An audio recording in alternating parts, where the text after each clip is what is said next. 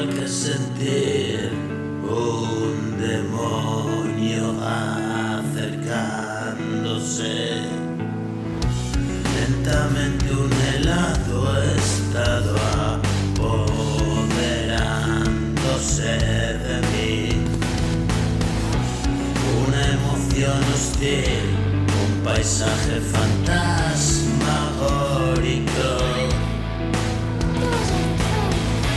Tú que sientes así, vives la crisis acechándote.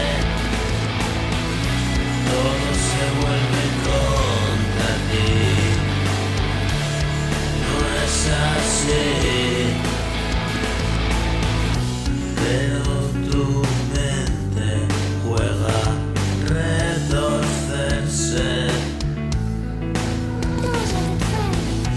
Sáqueme de aquí, he vivido guerras imbatibles,